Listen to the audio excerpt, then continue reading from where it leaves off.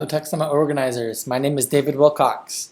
I want to show you a little bit about what I want to talk about with hyperloglog and probabilistic data structures. The first thing I want to talk about is my background. I'm an engineer on Adobe Analytics. This year we implemented hyperloglog in order to do a feature for product management called estimated people.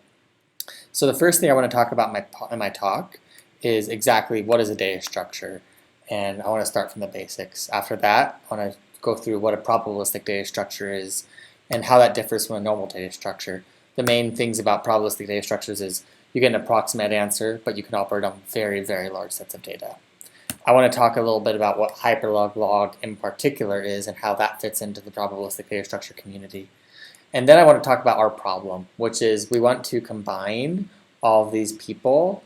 If you have different people on different devices, I want to be able to combine all of those people together into one person for reporting. We want to know that all these different devices are really the same person and count them all together.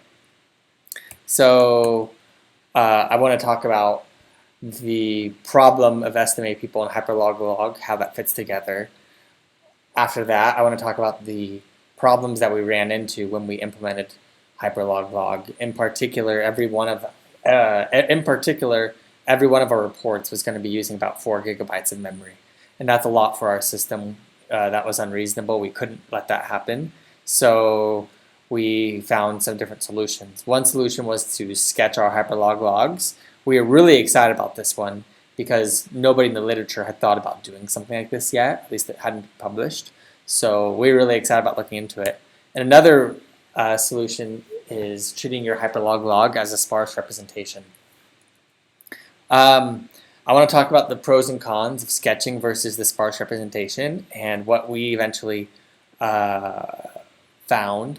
And then I'm going to talk about the empirical results of what we actually did and how our feature actually turned out.